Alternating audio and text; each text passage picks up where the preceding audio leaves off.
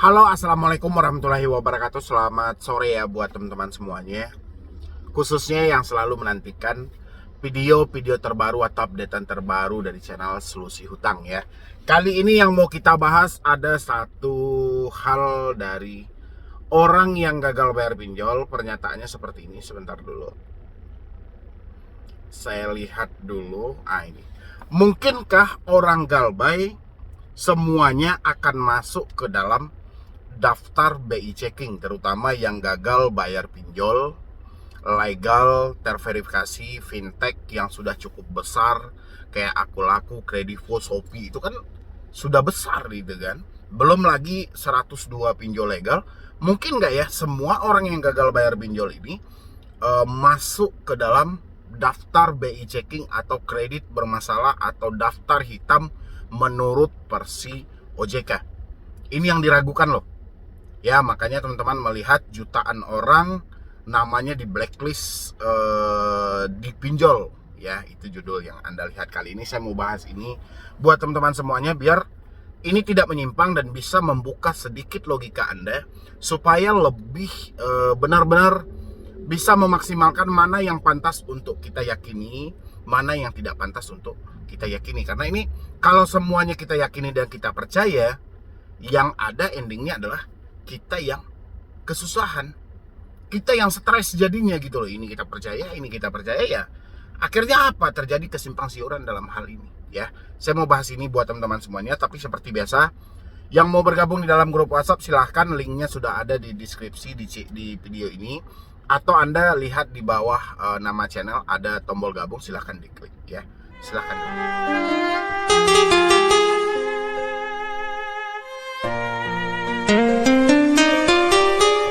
Kasih ya buat teman-teman yang sudah mau mensupport dan mendukung. Semua orang yang gagal bayar pinjol, telat bayar pinjol, namanya masuk ke dalam daftar BI checking. Ya, ini ada menarik, saya angkat berita yang 2021. Saya belum menemukan data terbaru untuk 2022 ini yang lebih validnya ya. Berapa?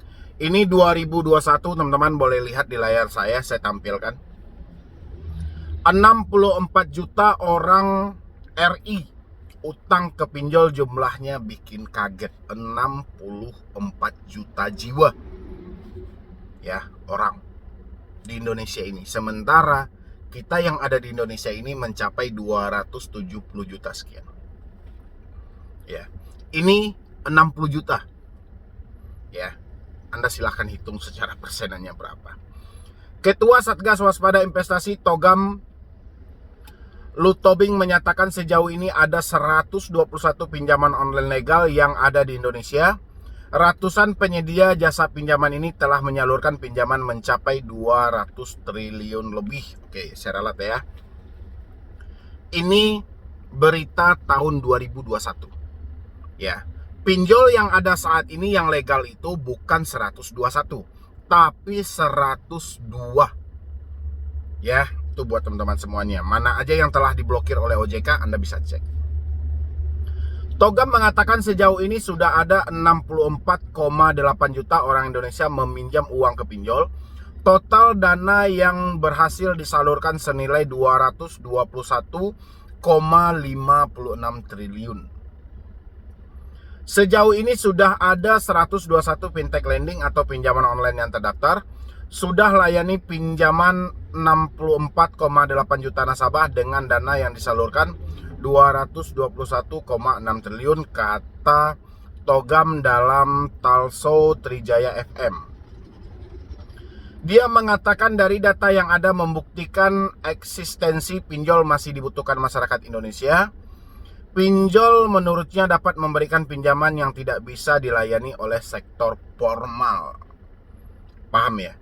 Visi misi awal dari pinjol ini adalah, tujuan mereka adalah memberikan hak yang penuh juga terhadap diri Anda yang tidak terjangkau oleh sektor formal. Contoh dari bank-bank lokal yang ada di daerah Anda, mungkin rumitnya persyaratan atau Anda tidak masuk dalam persyaratan, sehingga pinjol menjadi alternatif dalam hal itu. Ini visi misi awal pinjol ada di Indonesia. Seiring waktu berjalan, visi misi ini Mungkin masih ada yang dipergunakan oleh beberapa pinjol, tapi kebanyakan pinjol sudah menghilangkan visi misi awal. Ya, justru visi misi mereka berubah, mengambil bunga yang sebesar-besarnya dari masyarakat Indonesia, mengambil denda yang sebesar-besarnya. Ya. Habis itu pencurian data juga terjadi. Ya. Inilah yang menjadi menyimpang.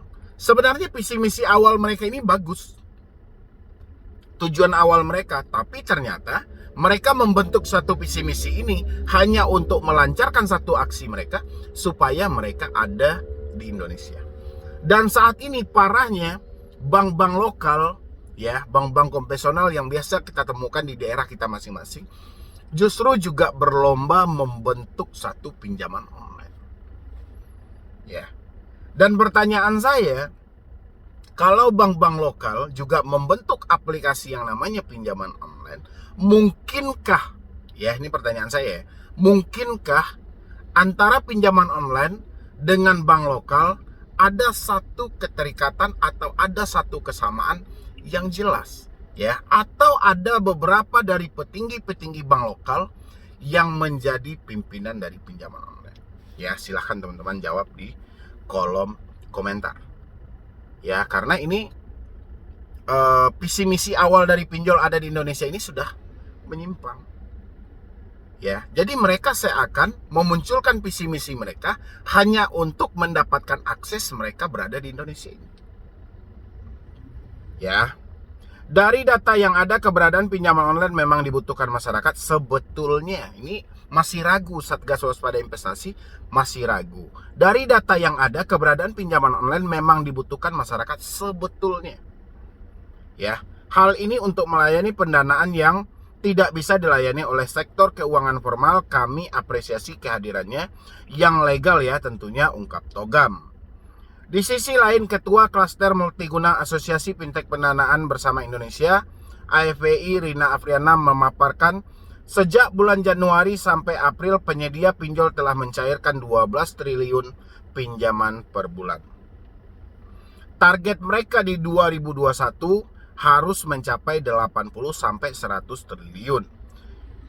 Ya, ending dengan 121 plafon, tapi target mereka sudah melampaui, ya. Kenyataannya bukan 80 lagi, tapi mencapai 221. Padahal target dari ketua asosiasi ini 80 sampai 100 triliun selama 2021. Tapi kenyataannya bertolak belakang atau melebihi, ya, bukan bertolak belakang, melebihi dari target mereka 221 triliun. Ya, berhasil. Berarti 2 kali lipat dari target yang ada. Oke.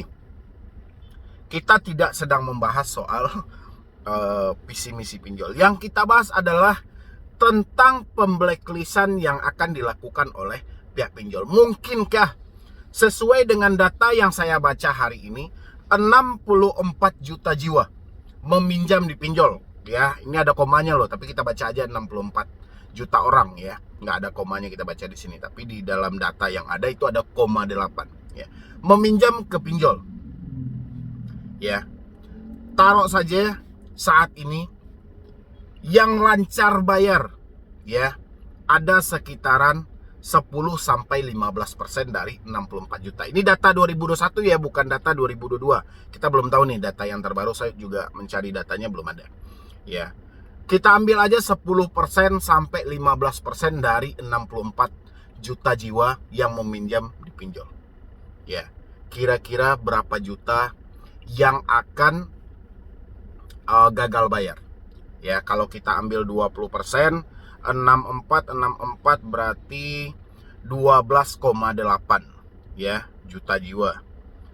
Ya, kalau kita ambil 20% berarti kalau 15% berarti sekitaran masih ada sisa sekitar 50 jutaan jiwa, ya, yang ada mengalami telat bayar, gagal bayar, tidak mampu bayar. Oke? Pertanyaan saya, teman-teman boleh membuka logikanya di situ supaya tidak terlalu nyemplung.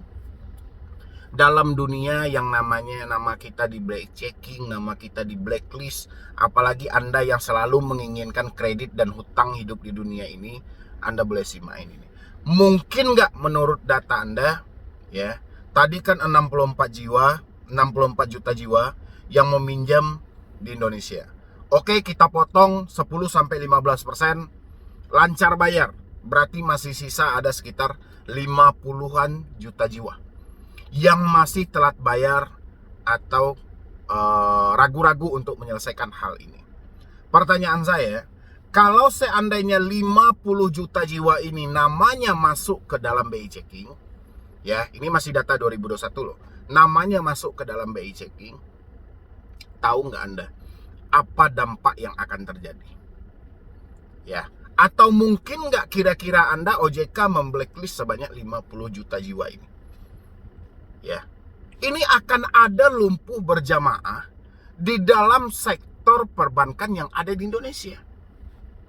Ya, hanya sebatas hutang 200.000, 300.000, nama mereka tidak bisa lagi dipakai. Otomatis promosi dari bank-bank lokal sudah tidak mempan dalam hal ini. Ya, secara tidak langsung pinjol hadir di Indonesia memberikan jebakan terhadap masyarakatnya, sehingga perputaran ekonomi dari sektor formal tadi untuk bank tidak berputar lagi. Ya, makanya kalau Anda bertanya soal BI checking, ini tidak logis karena logika saya itu terlalu jauh. Ya, mungkin ada di beberapa pinjol telah mempunyai akses ke BI checking, ya, atau blacklist. Tapi POJK yang terbaru hanya menyarankan untuk pihak pinjol meranking masing-masing nasabah mereka. Ya, dalam POJK juga tertulis kalau memang lebih dari 90 hari orang ini gagal bayar atau telat bayar, nama boleh diserahkan ke otoritas jasa keuangan untuk ditindaklanjuti. Tindaklanjuti dalam bahasa ini OJK tidak menyampaikan bahwa ini akan kita blacklist. Ya, yang pertanyaan saya itu aja, 50 juta jiwa tadi mungkin nggak namanya masuk dalam BI checking? Itu aja, silahkan teman-teman jawab di kolom komentar. Saya yakin teman-teman pasti tahu jawabannya. Kalau saya sih jawabannya udah yang jelas nggak masuk logika lagi gitu loh. Ya, akan lumpuh berjamaah. Apa fungsinya bank, apa fungsinya leasing, apa fungsinya handphone secara kredit dan segala macam kalau nama orang ini sudah terjebak dalam dunia online. Ya, makanya untuk BI checking dari segi pinjol butuh pertimbangan yang sangat matang. Ya, mungkin dari saya cuma itu aja. Mudah-mudahan ini membantu buat teman-teman semuanya, terutama yang bertanya soal BI checking. Jadi Anda silahkan temukan jawabannya di kolom komentar. Jadi sekian dulu dari saya, Medi Broni. Wassalam.